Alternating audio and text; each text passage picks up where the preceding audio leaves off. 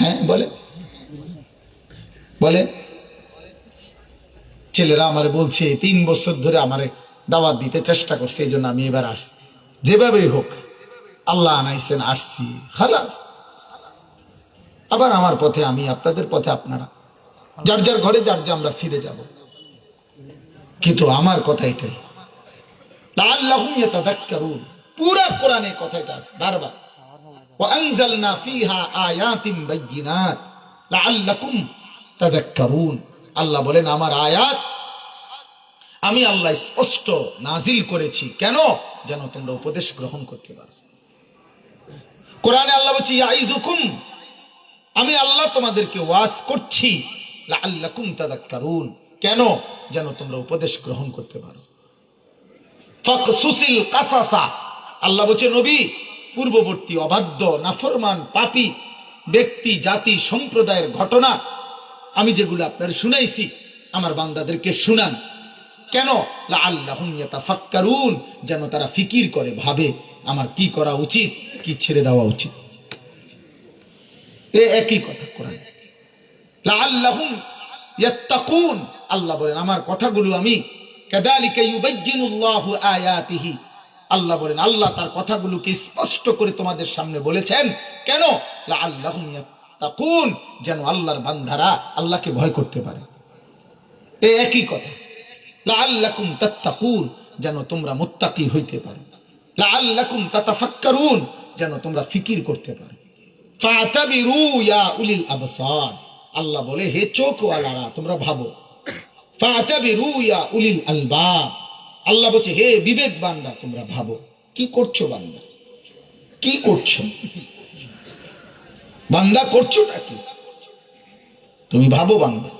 ফাকাইফা তাত্তাকুন ইন কাফারতুম, আল্লাহ বলছে বান্দা আহা, এই যে দিবানিশি তোমরা নাফরমানি করছো, সেই আখিরাতের দিন কেমনে বাঁচবা?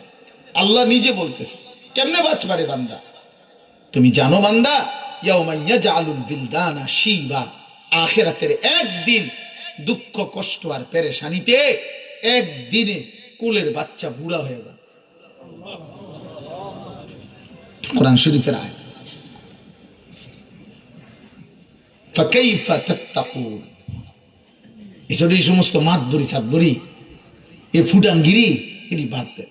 বাদ কতটি খাইয়া মাতবরির কিছু নেই, বিল্ডিং এক কান করে মাতবরির কিছু নেই। 20-50 জন ফুলাফাইন আছে আমার পক্ষে, কইলে যেন দিয়ে কয়ে ফিটটা সমান করে লেব, এটি কিচ্ছু না, খালি বাল্লি বেটা, এটা কোনো বিষয়ই না বেটা, এগুলা কোনো বিষয়ই না। কোরআন শরীফে আছে কারুন বেঈমান, তাকে আল্লাহ এত পরিমাণ সম্পত্তি দিছিলেন। আপনি কিন্তু সরে বইবেন, একটু আমার ভয় হয় যে আপনার হাতে ব্যথা পাবে। আচ্ছা আর একটু সরে বসেন, কষ্ট পাইবেন, আপনি ব্যথা পাবেন। কারুন যখন সে বের হইতো তার ঠাট বাট নিয়া, জাকজমক নিয়া, কোরআন শরীফে আছে যে কারুন যখন রাস্তা দিয়ে বের হইতো লোকেরা আফসুস করত, তার দিকে তাকায়, যাহা যদি তার মতো সম্পদ পাইতাম, যদি তার মতো এই নেতাগিরি পাইতাম, তার মতো অর্থ সম্পদ যদি পাইতাম।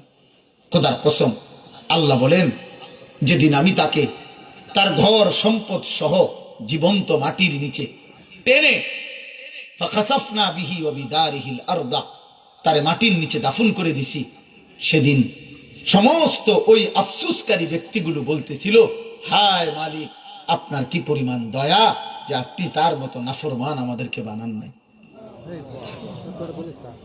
এই ছেলে, এই বেয়াদব, তোকে বেটা নিষেধ করা হয়েছে না বেটা? এই বেটা ওর বেটা এখান থেকে, বেটা অপদার্থ কোথাকার, কেন ছবি উঠাচ্ছ? সরাও তুমি এখান থেকে, উঠো, আরেকজনের জায়গা দাও, কতজন কষ্ট পাইতেছে বসতে, ফালতু কোথাকার। এখন ভাল লাগছে নি? দেখো কেন আমি বুঝাই বলছিলাম কিনা বলেন, সুন্দর করে বলছি কিনা বলেন, এবং আমি বলছি কিনা যে ধমক দিব আমি, এটা আমি তো কথাবার্তা কইয়ে লইছি আগে, কথা বলেন, আমি আগে কথাবার্তা কইয়ে লইছি না? খামখেয়ালি আর কি, গাদ্দারি। বললাম না, ব্রেনে কাজ করে না অনেক ছেলে। আরে একজন না, তোমরা, আল্লাহ তোমারও মাফ করে দেন। এটা দোস্ত বুঝতে শেখো বাবা, কমপক্ষে তোমাকে নিয়ে তুমি ভাবো। এই পৃথিবী, তুমি মরলেও পৃথিবীতে সূর্য উঠবে, আলো উঠবে, তোমার জন্য কেউ থামবে না, কেউ থামে না। স্বার্থপর দুনিয়া বেটা, ধোকা বেটা, ধোকা, ধোকা বেটা। বাপ মরলে যেদিন কান্দে দাফন করে, ওই দিন রাইতেও জিফুতে ভাত খায়। খবর লাগাও বেটা, সেদিন রাতেও ভাত খায়, সেদিনও ভাত খায়। এই জন্য বললাম স্বার্থপর এই দুনিয়া, স্বার্থপর। দিনের বেলা ঠিকই কাঁদছে, রাত্রে বেলা স্ত্রী সন্তান আবার ভাতও খায়। কি করবে? বাঁচতে তো হবে দুনিয়া। এই জন্য আমরা এটা অনুভব করা উচিত। আমি এই জন্য প্রতিদিন বলি, ভাই তুমি আমি মরে গেলে স্বার্থপর এই দুনিয়া ভুলে যাবে, আমাদের ভুলে যাবে। আমি যদি আমার ভাবনা না ভাবি, আমার কল্যাণ, আমার আখেরাতের কথা যদি আমার মনে না পড়ে, তাহলে এটা আফসুস ছাড়া। আমি অনেক সময় এটা বলি যে আমার মৃত্যুর পরে যদি আমার পরিবারের সবাই একেবারে মঙ্গল গ্রহে ঘর বাড়ি করে, আমার দেশের জনগণ উন্নয়ন করে যদি চাঁদের দেশেও চলে যায়, আমি তো আর নাই, আমি তো কবরে, আমি তো কবরে। মিয়া 100 কোটি মানুষ মনে করেন হাসরের ময়দানে দাঁড়াইছে, আর আল্লাহ যদি ঘোষণা দেয়, আনিস তুমি ছাড়া বাকি সকলকে জান্নাত দেওয়া হইল, শুধু তুমি আনিসকে জাহান্নামে দেওয়া হইল, তাহলে বাকিরা সবাই জান্নাতে গেলে আমার কি লাভ? কথা বলে না, আমার কি লাভ তখন আমি যদি জাহান্নামী হই? বলে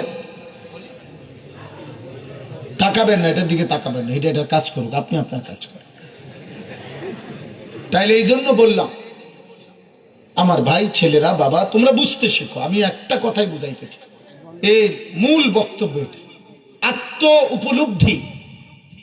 মানে আমি আমাকে বুঝা যে আমি কি করছি, আমি কে, কোত্থেকে আসলাম, কে আমাকে পাঠাইলো, আসলে এটাই কি আমার কাজ?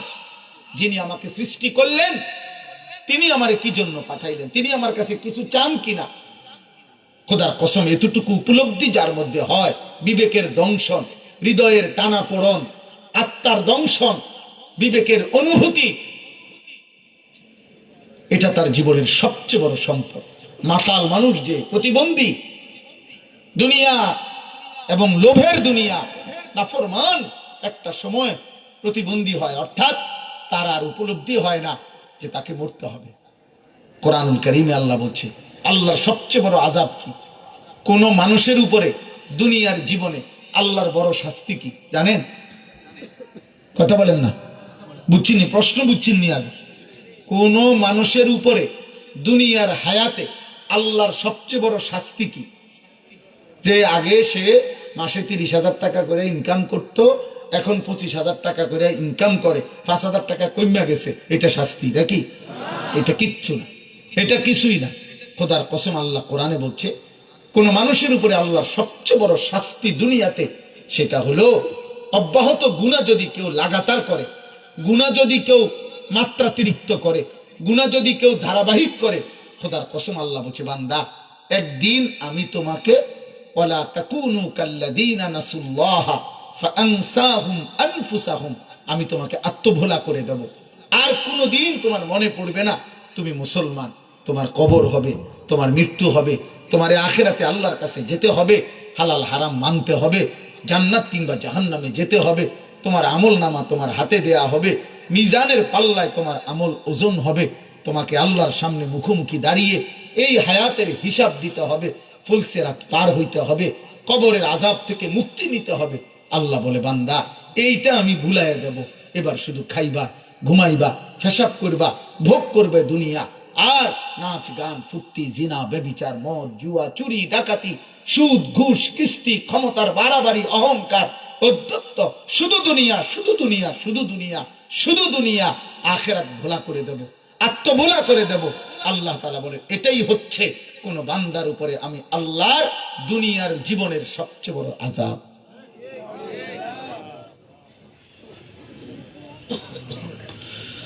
হ্যাঁ, জোয়ান মানুষদেরকেও বললাম, বয়স্ক বাবাদেরকেও বললাম, শিক্ষিতদেরকেও বললাম, অশিক্ষিতদেরকেও বললাম, আমাকেও বললাম, আপনাকেও বললাম, হুজুরদেরকেও বললাম, পাবলিকদেরকেও বললাম, সবার জন্য আপন ভোলা হয়ে যাওয়া বড় বড় লানত, বড় মুসিবত, বড় মুসিবত, বড় মুসিবত আব্বা, বড় মুসিবত বাপ। 365 দিনে খোদার এক বছরে যুবক আয় না ফরমান, 365 দিনের এক বছরে কোনদিন তোর মনে পড়লো না ফজরের নামাজ মুসলমানের উপরে ফরজ? একদিনও বেটা ফজরের নামাজ পড়লি না, তোর রূপে তোর খোদার কত বড় লানত পড়ছে ভেবে দেখ। 365 দিনের মালিক তো কোনদিন কলিজার ভিতরে এটা মনেও করাইলো না যে আমার উপরে ফজরের নামাজ পড়ে। ভাত তো খাওয়ায়, খাবার, ঘুম, পেশাব পায়খানা, যৌন চাহিদা পূরণ, লজ্জাস্থানের চাহিদা পূরণ, এগুলো তো ঠিক মতো দিচ্ছে। এগুলো তো আল্লাহ কুত্তারও দিচ্ছে। একটা কুত্তাও তো খায় বেটা, একটা কুত্তাও তো ঘুমায় বেটা, একটা কুত্তারও তো যৌন চাহিদা পূরণ হয়, নাহলে কুকুরের বাচ্চা হয় কেমনে, শুকুরের বাচ্চা হয় কেমনে বেটা? জীবন মানে পেশাব পায়খানা, জীবন মানে ভাত মাছ, জীবন মানে ঘুম, জীবন মানে লজ্জাস্থানের চাহিদা পূরণ। আস্তাগফিরুল্লাহ, আস্তাগফিরুল্লাহ। ওয়ালা তাকুনু কাল্লাযীনা নাসুল্লাহ ফাআনসাহুম আনফুসাহুম। আল্লাহ বলেন, মুমিন, আমি আল্লাহকে এই পরিমাণ ভুলে যেও না। বেশি দিন আমাকে ভুলে গেলে একদিন আমি তোমার পরিচয় তোমাকে ভুলিয়ে দেব, আপন ভোলা করে দেব, আত্মভোলা করে দেব। উলাইকা হুমুল ফাসিকুন। আল্লাহ বলেন, যখন আপন ভোলা হয়ে যাবা, আর কোনোদিন মনে পড়বে না আখিরাত, কবর, পরকাল, আর কোনোদিন হালাল হারামের পার্থক্যও মনে হবে না, জায়েজ না জায়েজ, উচিত অনুচিত আলাদা কোনো পার্থক্য জ্ঞান হবে না।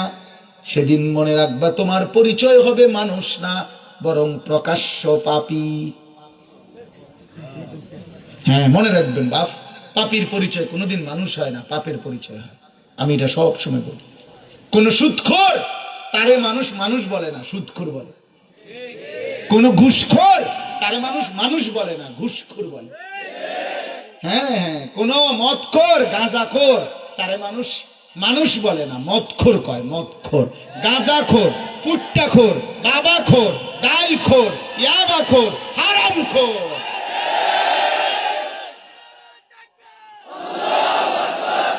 হ্যাঁ, মনে রাখো যুবক, তোরে মানুষ ফুট্টাখোর কয়, ফুট্টাখোর, বাবাখোর, তোরে আর মানুষ বলে না।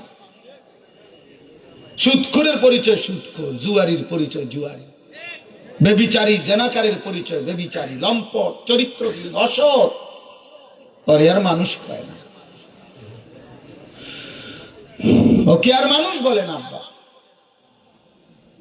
মানুষের পরিচয় হারিয়ে যায়। কোরআনুল কারীমের মধ্যে আল্লাহ তাআলা বলছে, কোরআনের আয়াত সূরা আরাফের মধ্যে আছে, ওয়াত্তাবা হাওয়াহু ফামাসালুহু কামাসালিল কালব। নওজোয়ান শোনো আব্বা, আমি যদি আর কোনোদিন বলতে না পারি, আজই বললাম। প্রতিদিন এই নিয়তে বয়ান করি যে পরবর্তী দিন হয়তো আর পৃথিবীতে থাকবো না। অতএব এটা বলে গেলাম, আল্লাহর কোরআন। আল্লাহ বলছে, শুধুমাত্র মনের চাহিদা যে পূরণ করে, হালাল না হারাম আমার এত দরকার নেই, হালাল টাকাও নেয়, সুদের টাকাও নেয়, কিস্তির টাকাও নেয়, 2 নম্বরই টাকাও নেয়, মাকেও দেখে, বোনকেও দেখে, সিনেমার নর্তকীও দেখে, মোবাইলের উলঙ্গ ছবিও দেখে, রাস্তার বেহায়া নারীও দেখে। কিরে ভাই, সব যে দেখো, হালাল হারাম কিছু নাই? না, আমার কাছে কোনো হারাম হালাল নাই। গালিও দেয়, সালামও দেয়, মদও খায়, মধুও খায়, হ্যাঁ, সব সমান, বরাবর, সব বরাবর। মানে হালাল হারাম বলতে কিছু নাই, আল্লাহর বিধান রাসূলের বিধান বলতে কিছু নাই। আমার মনে যা চায় তা পূরণ হইলেই হইল, আমার চাহিদা পূরণ হইলেই হইল। আল্লাহর কসমে কোরআনে আল্লাহ বলছে, মনের চাহিদা শুধু যে অনুসরণ করে, ফামাসালুহু কামাসালিল কালব, তার উদাহরণ, তার দৃষ্টান্ত কামাসালিল কালব, কুত্তার মতো, কুত্তার মতো, কুত্তার মতো, কুত্তার মতো। এটা কোরআন শরীফের আয়াত। আপনি রাগ হওয়ার কোনো সিস্টেম নাই। আপনি কেমনে রাগ হইবেন? সুপকে হজম করার লাগবে। আপনি রাগ হইতেন না। রাগ হইবেন কার লগে? হ্যাঁ, রাগ হওয়ার কোনো সিস্টেমে নাই। তো আল্লাহ বলছে, একটা ডাইরেক্ট বাংলা তর্জমা এটা। এটা যদি এমনও না বেরে না হুজুরের ভিন্ন কোনো ব্যাখ্যা থাকতে পারে না, নাই বুঝেন নাই হুজুর? বলে না, আমি আরো আলেমদের সাথে কথা বলবো, দেখি যে কালগুনের অর্থ আসমুরকা পাওয়া যায়নি কেন। না, কালগুনের অর্থ কুত্তা। এক তর্জমা, এক অর্থ, সব দলের হুজুরের কাছে। কুত্তার মতো, কুত্তা। কি সাংঘাতিক কথা, চিন্তা করেন এটা। আল্লাহ কেমন কথা বলছেন, কুকুরের মতো। কামাসালিল কালব, ওই জীবন কুকুরের জীবন। আমি এজন্য বললাম গভীর রাতে, আমি দেরি করতে চাই না আব্বা, শুধু এটা মনে করাইলাম। এই মূল কথা আমার প্রথম, আমার কলিজা নড়তে হবে, আমার আখেরাত মনে পড়তে হবে, আমার মালিক মনে পড়তে। এই পৃথিবীতে অকৃতজ্ঞকে মানুষ বেয়াদব বলে, যেই কোনো দৃষ্টিতে। কিশোর ছেলেরা, জওয়ান ছেলেরা, বাবা শোনো আব্বা, অকৃতজ্ঞকে মানুষ বেয়াদব বলে, যার মধ্যে কৃতজ্ঞতা নেই, শকর নাই, শকর, শুকরিয়া নেই। তো এত বড় সৃষ্টি, এত বড় কায়নাত 24 ঘন্টা দিয়ে যার কাছ থেকে আল্লাহ তাআলা কৃতজ্ঞতার একটা সেজদা দেয় না, পায় না, আল্লাহ বলে, বান্দা আলাম নাজআলিল আরদা মিহাদা ওয়াল জিবালা আওতাদা ওয়া খালাকনাকুম আজওয়াজা ওয়া জাআলনা নাওমাকুম সুবাতা ওয়া জাআলনা আল-লাইলা লিবাসা ওয়া জাআলনা আন-নাহারা মাআশা। আল্লাহ বলে, বান্দা বলো না, পায়ের নিচের এই জমিন আমি কি বিছায় দেই নাই? পাহাড়গুলো কি আমি তোমার জন্য পেরেগের মতো বসাই নাই? আমি কি তোমাদেরকে নারী পুরুষ জোড়ায় জোড়ায় সৃষ্টি করি নাই? দুই চোখের ঘুম আমি কি দেই নাই? রাত্রিটাকে অন্ধকারের কালো চাদর দিয়ে আমি আল্লাহ কি ঢেকে দেই নাই? আলোকিত একটা ভোর দিন আমি কি তোমার জন্য এনে দেই নাই? মাথার উপরে 7টা আসমান আমি কি বানাই নাই? একটা উজ্জ্বল সূর্য আমি কি জ্বালিয়ে দেই নাই? আসমান থেকে বৃষ্টি আমি কি নামাই নাই? জমিন থেকে ফসল আমি আল্লাহ কি উৎপন্ন করি নাই? এই নাফরমান বান্দা, এত কিছুর বিনিময়ে আমি কি একটা সেজদাও পাবো না? এই নাফরমান, তোরা যারা নামাজ পড়স নাই, এখন বাইর হয়ে যাবে, যা শুনতে যাবে, বাইর হবে। কেন দাঁড়ায় রইলাম? এমন মালিক সেজদা দিলা না কেন? এমন রবের সেজদা দিলা না কেন? হ্যাঁ বেটা, মানুষ এত বড় অকৃতজ্ঞ হয় কেমনে? এত বড় অকৃতজ্ঞ হয়। এই জন্য আমি প্রত্যেক দিন বলি, যার কপালে সেজদা নাই, মুসলিম পরিচয়ধারী, অথচ নামাজ পড়ে না, সেজদা দেয় না, খোদার কসম আমার দৃষ্টিতে আসমানের নিচে জমিনের উপরে তার চাইতে বড় নিকৃষ্ট বেয়াদব আর কেউ হইতে পারে না বেটা। তোর চাইতে বড় বেয়াদব আর কেউ নাই বেটা। দুইটা শুদ্ধ কথা অনেক মানুষই কইতায়। সেজদাবিহীন মানুষ বেয়াদব, সেজদাবিহীন মানুষ গাদ্দার, সেজদাবিহীন মানুষ অসভ্য, সেজদাবিহীন মানুষ অহংকারী, মুতাকাব্বির, মুতাকাব্বির। ইবলিস সেজদা দেয় না, আল্লাহ তারে কি কি বলছে কর? ইবলিসের অপরাধটা কি ছিল বলেন, সবাই বলেন তো। তারে আল্লাহ কি কি বলছে কর? 1 নাম্বার বলছে, ফখরুজ ফাইন্নাকা রাজিম, বেরো, আমি আল্লাহর দরবার থেকে বাইরো, আজকের থেকে তুমি অভিশপ্ত।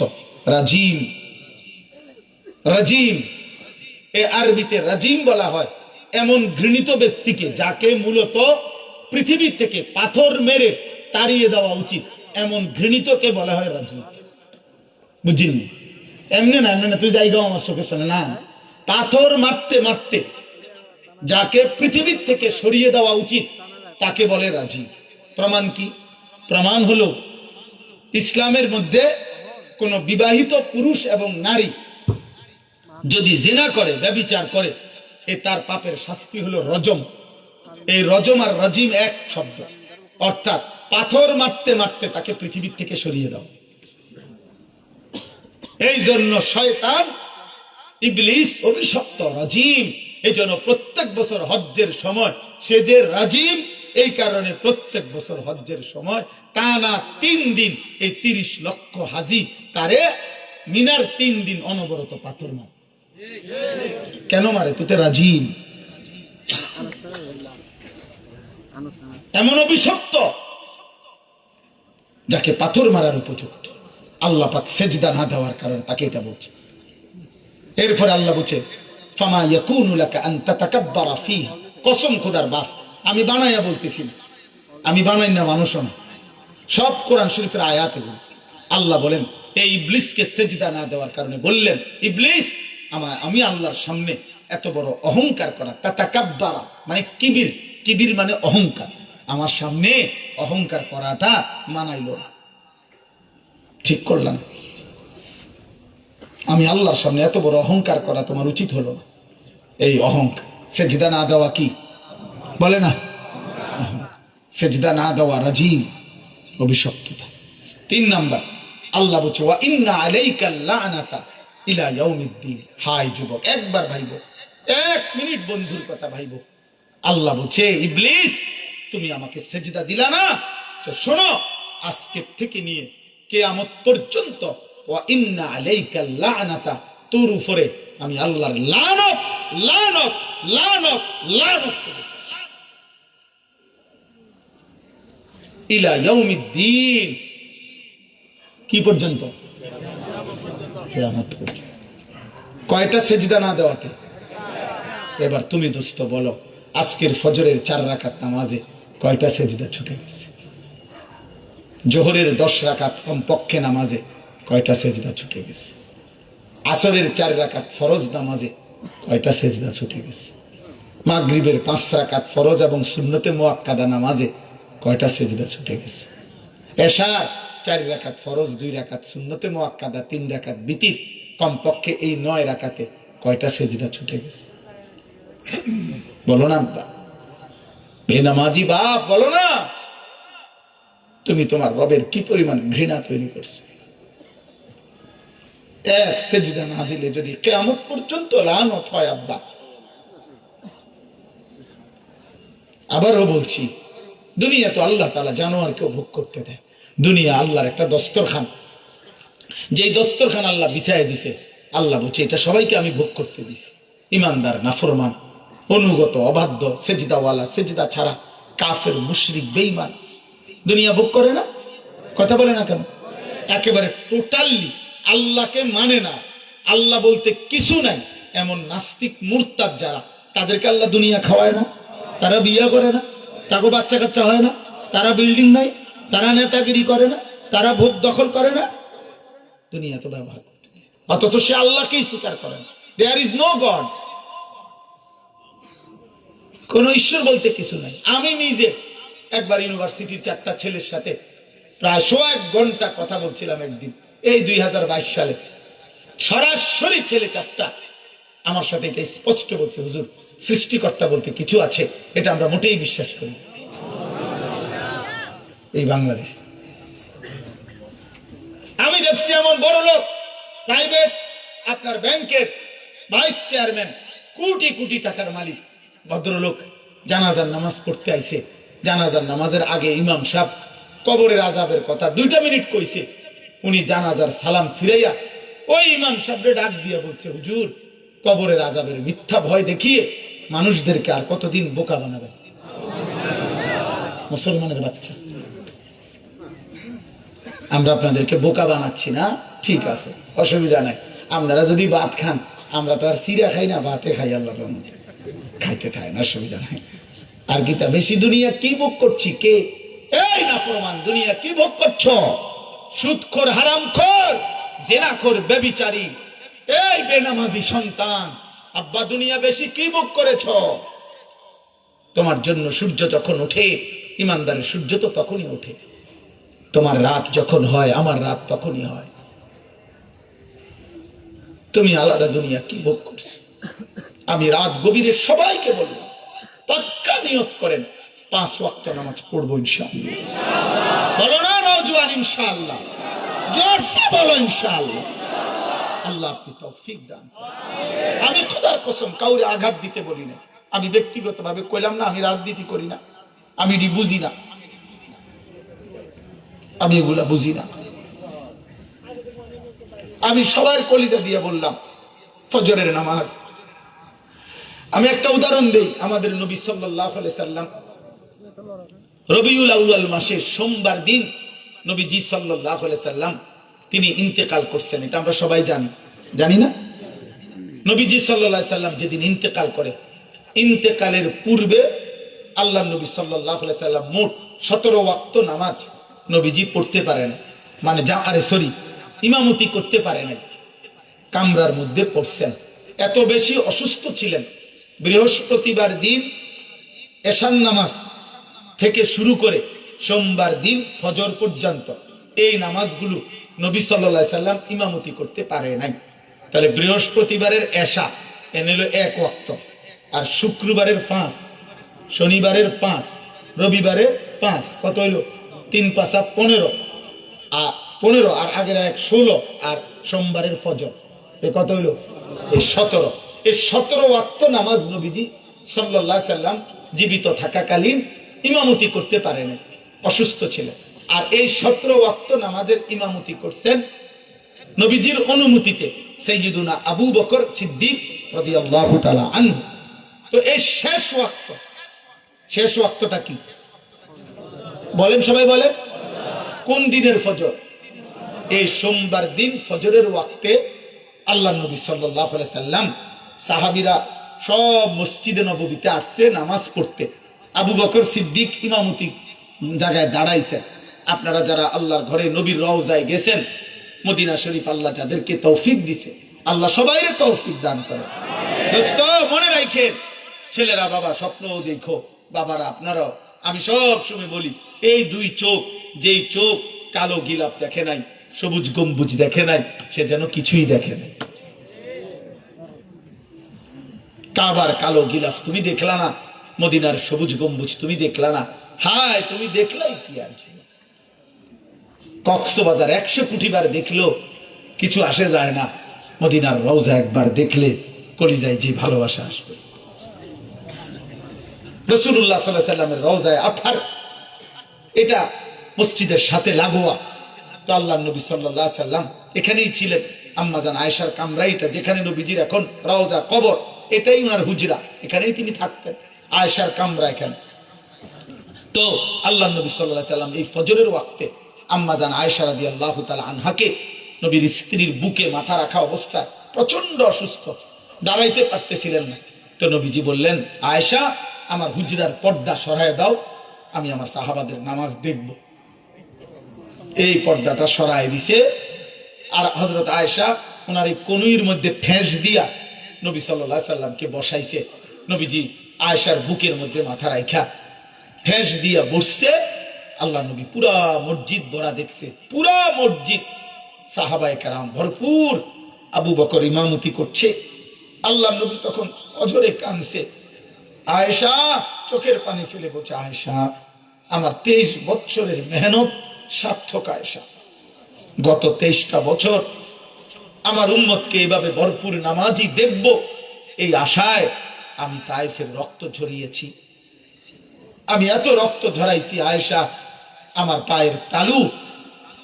পায়ের তালু জুতা একসাথে রক্তে জমাট বাইধা গেছে তায়েফের রক্তে।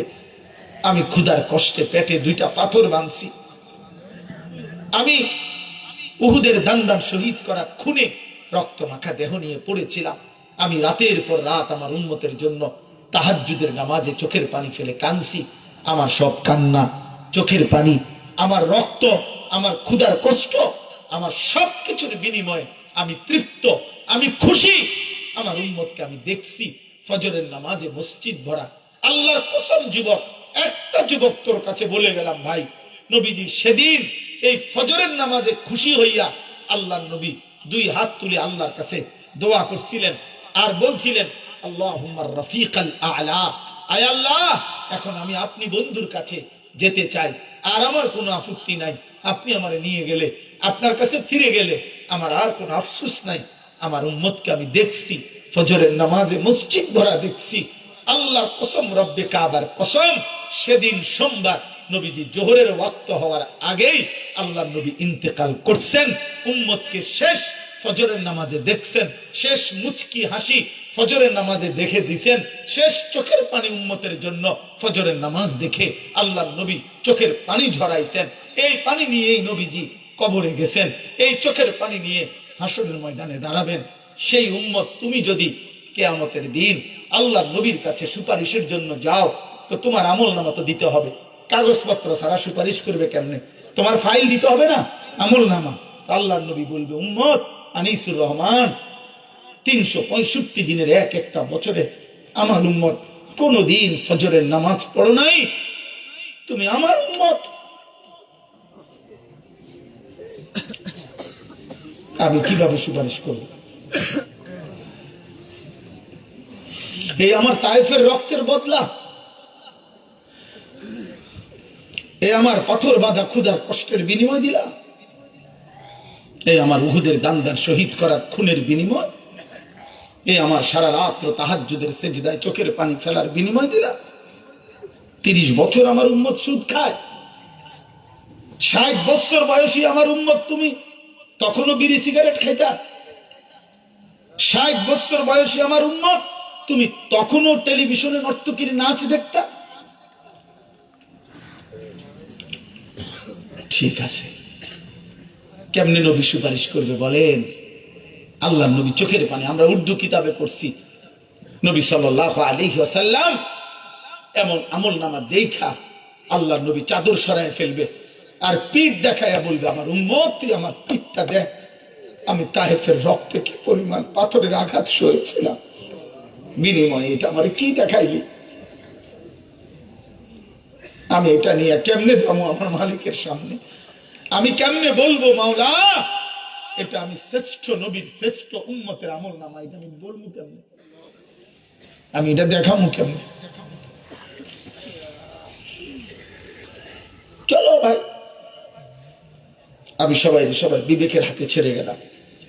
নিয়ত করো ভাই, নিয়ত করো, আজকের থেকে ইনশাআল্লাহ আগামীকালকের ফজরের নামাজ আমরা পড়বো ইনশাআল্লাহ। 30 বছরের নিচে যে সমস্ত কিশোর যুবক, তোমরা হাত তোলো।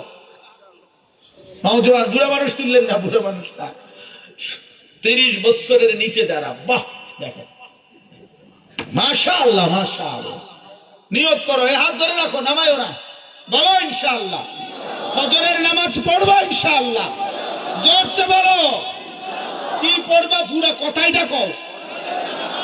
না নাই, শুধু ইনশাআল্লাহ কলে তো না, কথাটা কও, কথাটা। ফজরের নামাজ পড়বো ইনশাআল্লাহ, বলো ইনশাআল্লাহ। মাহদীর পক্ষে লড়বো ইনশাআল্লাহ, দাজ্জালের বিরুদ্ধে লড়বো ইনশাআল্লাহ, আর একবার পৃথিবীতে কালেমার পতাকা উড়াবো ইনশাআল্লাহ। শহীদ শরীফ ওসমান হাদির রক্তের বদলা নেব ইনশাআল্লাহ। মাতৃভূমির 1 ইঞ্চি আজাদি ভারতীয় বেঈমানদেরকে নিতে দেব না ইনশাআল্লাহ। দাঁড়াও বলো যুবক, দাঁড়াও দাঁড়াও ইনশাআল্লাহ, বলো নওজোয়ান ইনশাআল্লাহ, বলো জোরসে বলো।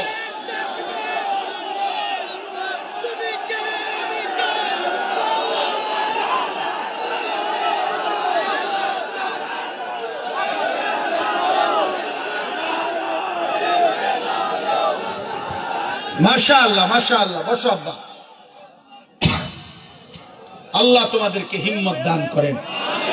আমার যুবক মনে রাখো, শহীদ শরীফ ওসমান হাদি রাহমাতুল্লাহি আলাইহি 33 বছরের এই যুবক ইমানদার ছিল। এই যুবক 5 ওয়াক্ত নামাজ পড়তো, প্রত্যেক দিন খোদার কসম সে ফজরের নামাজ পড়তো। ফজরের নামাজ বন্ধুদেরকে জাগাইতো। ফজরের নামাজ পড়ে তার সংসদীয় আসনে, যেখানে সে স্বতন্ত্র প্রার্থী হয়েছিল, সেখানে ফজর পড়ে নির্বাচনী প্রচারণা করত, ফজরের নামাজ পড়তো। আল্লাহর কোরআনের হাফেজ ছিল, কোরআন বিশুদ্ধ পড়তে পারত, রাসূলুল্লাহ সাল্লাল্লাহু আলাইহি সাল্লামের হাদিস বিশুদ্ধ পড়তে পারত। তার বাবা আলেম ছিলেন, সে নিজে মাদ্রাসায় পড়ুয়া ছাত্র ছিল, তার মা পর্দানশীল, তার স্ত্রী পর্দানশীল, সে একসাথে ঈমান তার কলিজায় ছিল। দেশপ্রেম, আজাদি, মাতৃভূমি, স্বাধীনতা, সার্বভৌমত্বের প্রতি 1 ইঞ্চি মাটির প্রতি শতভাগ মায়া মহব্বত তার মধ্যে ছিল। আমি ব্যক্তিগতভাবে তার যেটুকু বয়ান শুনছি, আমি একদূর বুঝছি এই যুবকের সবচেয়ে বড় বৈশিষ্ট্য হলো তার দিলে যা ছিল তার জবানে তাই ছিল। তার জবান যা বলেছে তার দিল তাই সাক্ষ্য দিছে। দিল ও জবান তার বরাবর ছিল, বরাবর ছিল। এই জন্য সেই যুবক বলছিল, এবার আমার প্রথম নির্বাচন, আমি একটি স্বতন্ত্র প্রার্থী, আমি যদি 500 ভোটও পাই আমি নিজেকে ভাগ্যবান মনে করব। আর আজিমের মালিক আল্লাহ বলে, যুবক তোর সেজদা আমি নিলাম, তোর ফজরের সেজদা আমি গ্রহণ করলাম, তোর ঈমান আমি গ্রহণ করলাম, তোর কোরআন তিলাওয়াত আমি গ্রহণ করলাম, তোর হাদিসের উচ্চারণ আমি গ্রহণ করলাম, তোর সেজদার বিনিময়ে আমি আল্লাহ 500 ভোট না 18 কোটি মানুষের ভালোবাসা তোকে দিয়ে দিলাম। যা, 18 কোটি মানুষের চোখের পানি দিয়ে দিলাম তোর জন্য। কত হাফেজ, কত আলেম, কত মুফতি, কত মুহাদ্দিস, কত ইমানদার, কত নামাজি বান্দা, 90 বছরের বুড়া, 4 বছরের বাচ্চা, পীর, মাশায়েখ, বুজুর্গ, তালেবে ইলম, সাধারণ জনগণ সবাই তার জন্য অঝরে কাঁদছে, অঝরে কাঁদছে রে বাপ, অঝরে কাঁদছে, অঝরে কাঁদছে। এই শনিবার দিনও আমি তার জানাজা, তার কবর জিয়ারত করছি, তখন আমি দেখছি 2 পাশে যারাই দাঁড়ায় আছে সব কাঁদতেছে দাঁড়ায় দাঁড়ায়। তার কবর অনেক দূরে, ওইখানে কাছেও যাইতে দেয় না। এখানে এটা রেলিং এটার সামনে, কবর মনে করেন আরো অনেক ওইদিকে যাইতেই দেয় না। এইখানে দাঁড়াইয়া আল্লাহর বান্দারা শুধু কাঁদতে আছে, চোখের পানি ফেলতেছে। এই জন্য আমার যুবক, আমি বললাম, মরলে এমন মরাই ময়ূর, বাঁচলে এমন বাঁচাই বাইছ। নারী দেখতে দেখতে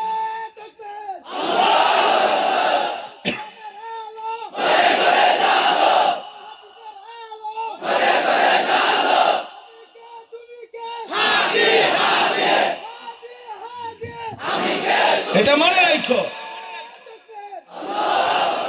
নারী দেখতে দেখতে মইরো না আব্বা, নর্তকী দেখতে দেখতে মইরো না, বেনামাজি জীবন নিয়ে মইরো না রে বাপ, সেজদা ছাড়া মইরো না, পাপের জীবন নিয়ে মরে যাইও না, নাফরমানির জীবন নিয়ে মরে যেও না। পৃথিবীও তোমারে মনে রাখবে না, আখিরাতেও তোমার সফলতা হবে না, দুনিয়াও মনে রাখবে না। দুনিয়া পাপীকে মনে রাখে না, দুনিয়া নাফরমানকে শ্রদ্ধা করে না।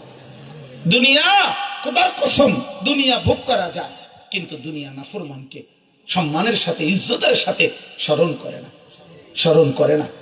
ফেরাউন দুনিয়া ভোগ করছে, নমরুদ দুনিয়া ভোগ করছে, বাদশা ছিল। ফেরাউন কোনো ফকিরা ছিল না, ফকির 40 বছর একটানা, তাফসীর আমরা নিজেরা পড়ছি, 40 বছর ফেরাউন কোনোদিন তার জ্বর, সর্দি, ঠান্ডা, কাশি, কদ্দুর কাশও দিছে না এই ডাকাতে। এত বড় শক্ত ডাকাত আছে, বুঝেন কি দুনিয়াটা ভোগ করছে সে। 40 বছরে কোনোদিন তার একটু ব্যারাম হয়েছে না। সে চিন্তা করছে, আমার কোনো রোগ নাই, ব্যারাম নাই, অসুখ নাই, বিসুখ নাই, আমি তো আসলে মানুষ না, আমি খোদা নাই তো খোদাটা কি। এখন এত বড় জঘন্য দুনিয়া এভাবে ভোগ করছে। আজকে পৃথিবী, দুনিয়া তো ভোগ করছে আব্বা, আল্লাহর নাফরমান। আজকের পৃথিবী, আজ পর্যন্ত পৃথিবীতে কোনো মানুষ কোনো কুত্তার নামও রাখে না। ফেরাউন, নমরুদ, এটা কোনো কুত্তার নামও কেউ রাখে না। আবু জেহেল, এটা কোনো কুত্তার নামও কেউ রাখে না। আবু লাহাব, এটা কোনো কুত্তার নামও কেউ রাখে না। কিন্তু 1450 বছর আগে এক যুবক, এক ইমানদার, হাবশি, কালো, গোলাম, নিগ্রু, কৃতদাস, আল্লাহকে রাজি করে গেছে, রাসূলুল্লাহ সাল্লাল্লাহু আলাইহি সাল্লামের দ্বীন মেনেছে, নবীর ভালোবাসা নিয়ে কবরে গেছে। 1450 বছর পরেও পৃথিবীর লক্ষ কোটি ইমানদার সন্তানের নাম বেলাল। বেলাল আজও আছে না? বেলালের কোনো সীমান্ত নাই, বেলালের কোনো দেশ নাই, বেলাল সারা পৃথিবীর, বেলাল আসমানে, বেলাল জমিনে। হ্যাঁ, এই ঠিক ইনশাআল্লাহ। আমি তো এটা বারবার বলছি।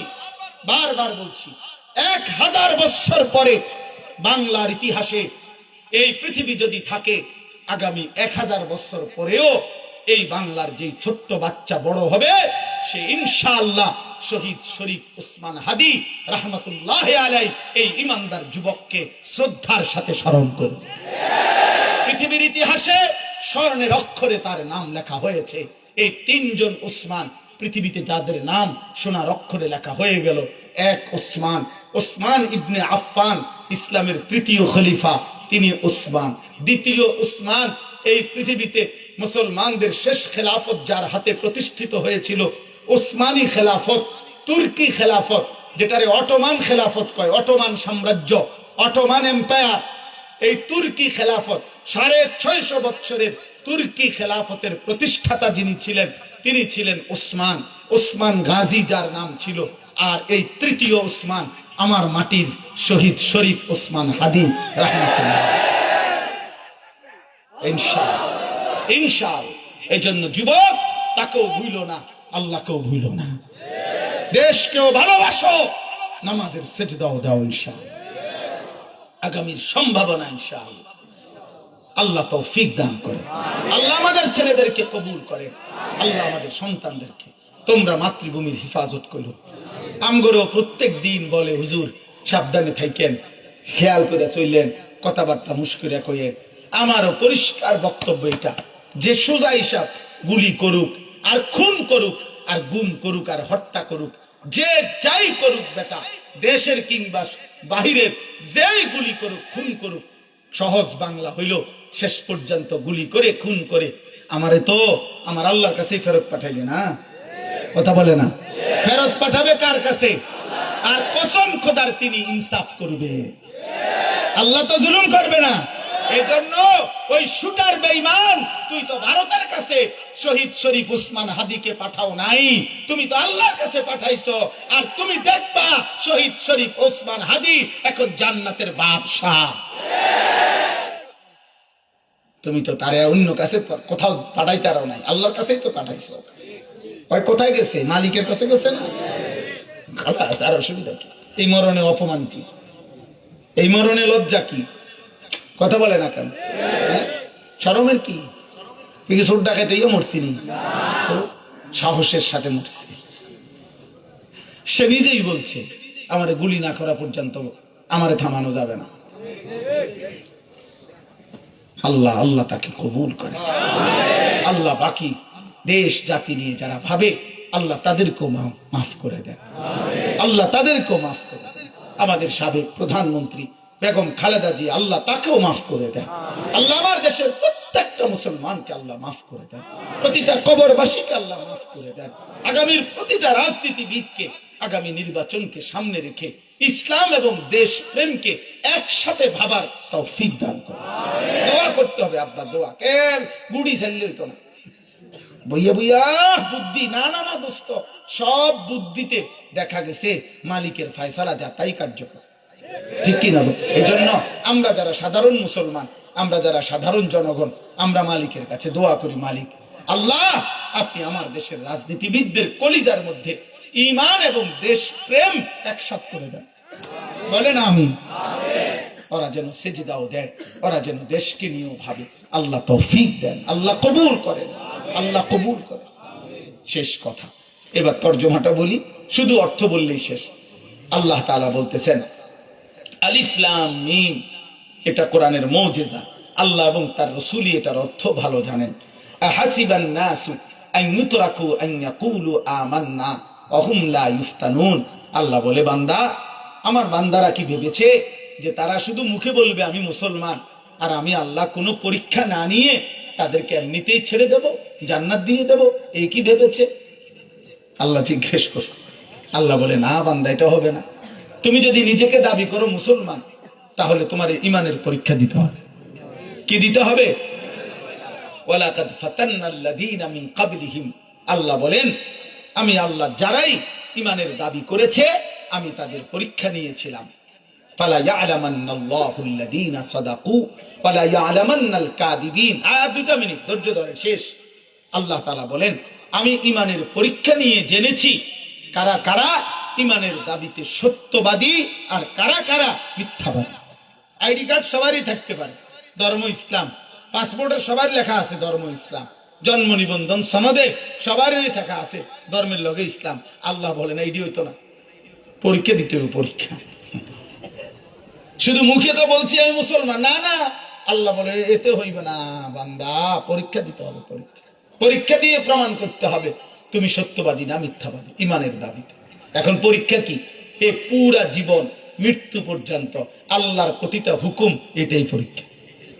প্রতিবার নামাজের ওয়াক্ত এটাই পরীক্ষা, সেজদা দিলাম না ছেড়ে দিলাম। প্রতি বছর পরীক্ষা, যাকাত দিচ্ছি না দিচ্ছি না। প্রতি রমজান পরীক্ষা, রোজা রাখতেছি না রাখতেছি না। সম্পদ জমা হইলে পরীক্ষা, হজ করতেছি না করতেছি না। টাকা সামনে, উপার্জন সামনে, পরীক্ষা, হালাল টাকা নিচ্ছি না হারাম টাকা নিচ্ছি। খাবার সামনে, পরীক্ষা, হালাল খানা খাচ্ছি না হারাম খানা খাচ্ছি। নারী সামনে, মোবাইলে হোক আর রাস্তায় হোক, পরীক্ষা, টাকায় আসি না চোখ নামাইছি। প্রতিটি আদেশ পরীক্ষা, প্রতিটি নিষেধ পরীক্ষা। সোজা বাংলা, সাফ সাফ কথা, সাফ সাফ কথা। আপনিটা আপনি হিসাব মিলাইবেন, আপনি বুঝবেন, আপনি বুঝবেন। আজকে সারাদিন আপনি চিন্তা করলেই তো বুঝবেন। আম হাসিবাল্লাযীনা ইয়া'মালুনা আস-সাইয়্যাতি আন ইয়াসবিকুনা সাআ মা ইয়াহকুমুন। শেষ আল্লাহ বলে, বান্দা তোমরা যারা ভেবেছো প্রতিনিয়ত গুনাহ করে, তোমরা যদি ভেবে থাকো কেউ যে আমি আল্লাহকে ডিঙ্গায় ফেলবা, আমারে আড়াল করে ফেলবা, আমার হাত থেকে ছুটে যাইবা, তাহলে এটা তোমাদের ভুল সিদ্ধান্ত। তুমি পৃথিবীর সবার থেকে ছুটতে পারো, আমার থেকে না। আল্লাহ থেকে ছোটা সম্ভব? তাহলে কাজেই শেষ পর্যন্ত ফিরতে হবে কার কাছে? সর্বশেষ আল্লাহ বলেন, মান কানা ইয়ারজু লিকা আল্লাহ ফা ইন্না আজালাল্লাহি লাআতিন। আল্লাহ বলেন, অতএব পরীক্ষা দিবা নিয়ত কইরা, ঈমান ঠিক রেখে, আখিরাতের ফিকিরে যারা সিদ্ধান্ত নিছো, নামাজ পড়বা, রোজা রাখবা, হালাল হারাম মেনে চলবা, সেজদা দিবা, বন্দেগী করবা, আমি আল্লাহর সাক্ষাৎ চাচ্ছ, জান্নাত চাইতেছো, আল্লাহ বলেন আমি ওয়াদা দিলাম তুমি বন্দেগী করতে থাকো, হুকুম মানতে থাকো, পরীক্ষা দিতে থাকো। এই পরীক্ষা চলাকালীন আমি একদিন আমার মালাকুল মউত আজরাইলকে তোমার কাছে পাঠাবো, সে তোমাকে আমার কাছে নিয়ে আসবে, আমি জান্নাতও দেব, আমার সাক্ষাৎও দেব।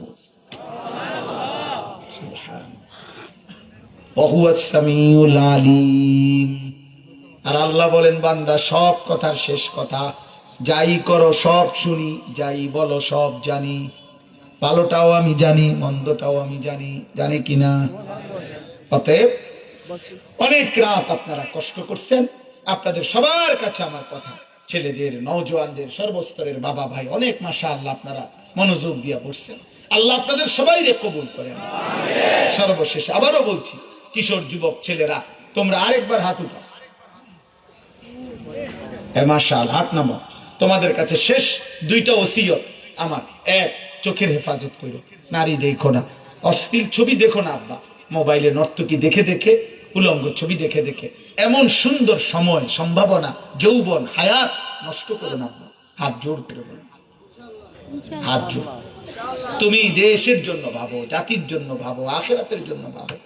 পৃথিবী তোমার কাছে এখনো অনেক কিছু চায়, তোমার দেশ, তোমার জন্মভূমি, তোমার মাতৃভূমি বাপ তোমার কাছে প্রত্যাশা করে। একটা রাত বুঝি মোবাইল দেখতে দেখতে শেষ করে দিবে, একটা দিন বুঝি মোবাইল দেখতে দেখতে শেষ করবা, আব্বা কও কি? তাইলে দুনিয়া গড়বে কে? পৃথিবী গড়বে কে? আখিরাত গড়বে কে? আর দ্বিতীয় ওসিয়ত হলো ফজরের নামাজ জামাতে পড়বা, ঠিক আছে ইনশাআল্লাহ? সবার জন্য কথা হইল, নবী সাল্লাল্লাহু আলাইহি সাল্লামের সুন্নাত, একটা একটা সুন্নাত নবীজির অনুসরণ করবেন, বলেন ইনশাআল্লাহ। নবীজির সুন্নাত এটাই মুমিনের জীবন, সুন্নাত এটাই মুমিনের আখিরাত, সুন্নাত এটাই মুমিনের ভালোবাসা, সুন্নাত এটাই মুমিনের অনুসরণ, সুন্নাত এটাই মুমিনের আনুগত্য, সুন্নাত এটাই মুমিনের জান্নাত। বলেন আলহামদুলিল্লাহ। আমার সাদা গাড়িতে আমরা প্রত্যেক দিন সারা দেশে ঘুরে থাকি, যেখানে একটা সুন্নাতের পূর্ণাঙ্গ বই বিক্রি করি। আমাদের ঢাকা গাজীপুরের বাংলাদেশের একজন শ্রেষ্ঠ বুজুর্গ অধ্যক্ষ মিজানুর রহমান চৌধুরী, কাপাসিয়ার হজরত মহিউসুন্নাহ হজরত মাওলানা শাহ আবরারুল হক রহমতুল্লাহর খলিফা, অনেক বড় বুজুর্গ একজন আলেম, নবীজির সুন্নাতের উপরে 600 পৃষ্ঠা ব্যাপী বাংলা ভাষায় সর্বোচ্চ বেশি দলিল প্রমাণ দিয়ে এবং বিস্তারিত খুঁটিনাটি নবীজির সুন্নাতের এই বইটা উনি লিখছেন। আমি হজরতের কাছ থেকে এনে 400 টাকা মূল্যে এই বইটা বিক্রি করি। একটা আশায় আমার গাড়িতে বেশি, একটা আশায়, অভাবে না, একটা ইচ্ছা করে বিক্রি করি। এখান থেকে 1 টাকা লাভ, 1 টাকাও কোনো লাভের আমি নেই না, এখনো নেই নাই কোনোদিন। উদ্দেশ্য একটা, এই বইটা বিক্রি করে আশা উম্মতের ঘরে ঘরে, মুসলমানের ঘরে ঘরে নবীর সুন্নাতের একটা পূর্ণাঙ্গ বই পৌঁছুক। আগে মুসলমানদের ঘরে ঘরে মুকসুদুল মুমিনিন বই থাকতো, বেহেশতি জহুর বই থাকতো, নেয়ামুল কোরআন বই থাকতো, মা চাচি দাদি যে কোনো কেউ যখন তখন 2-1 লাইন পড়তো। তে এরকম আশায় যে নবীজির সুন্নাতের একটা বই যারই সুযোগ হয় আপনারা পড়বেন। আমার একটা ছোট্ট মাদ্রাসা আছে কুমিল্লা ক্যান্টনমেন্ট, ময়নামতি সাহেবের বাজার। আমার জীবনের একটা ছোট্ট, এর 1 মিনিট জীবনের একটা স্বপ্ন আমার। আমি বাচ্চাদের মাদ্রাসা আছে হেদায়েতুন নাহু, মানে আমাদের জেনারেলের হিসাবে 8ম শ্রেণী পর্যন্ত, নুরানি, নাজেরা, হিপস, প্রায় 500 ছাত্র আছে, সব ছেলে, এবং 34 জন শিক্ষক কর্মচারী আছে। 400 জনের চাইতে বেশি বোর্ডিং এ থাকে। কিন্তু আমি একটা বড় জায়গা কিনছি, প্রায় 118 শতক জায়গা, 2.5 কোটি টাকার উপরে জায়গাটার দাম। একটা আশায় কিনছি। আমার স্বপ্ন সারা বাংলাদেশের কিশোর যুবক নওজোয়ান, স্কুল পড়ুয়া, কলেজ পড়ুয়া, ইউনিভার্সিটি পড়ুয়া এবং অন্যান্য বয়সী মুসলমান, তাদের জন্য একটা বড় পূর্ণাঙ্গ মাদ্রাসা করতে চাই, আলাদা আলাদা শিক্ষক কর্মচারী রেখে। আমার একটা স্লোগান হইল, যে আসবে যখন দিন শিখবে তখন, যার সময় যতক্ষণ দিন শিখবে ততক্ষণ। অর্থাৎ যে যেদিন আসে, যেটুক সময় নিয়ে আসে, একটুক সময়ে অজু, নামাজ, সূরা, কেরাত, দোয়া, কালাম, রুকু, সেজদা শিখবে। এই আশায় মাদ্রাসাটা শুরু করতে চাচ্ছি। এখনই কাজ করতেছি। 2025 সালে আমরা এই পর্যন্ত 2 বারে 3 দিন করে 6 দিনে স্কুল কলেজের রেজিস্ট্রেশন করা 500 জন জেনারেল ছেলে আমরা 3 দিন করে 6 দিন প্রতিদিন 11 ঘন্টা করে আমাদের মাদ্রাসায় অজু, নামাজ, সূরা, কেরাত, দোয়া, কালাম শিখাইছি। আরেকটা তারিখ ছিল ফেব্রুয়ারির 1, 2, 3, কিন্তু নির্বাচনের সামনের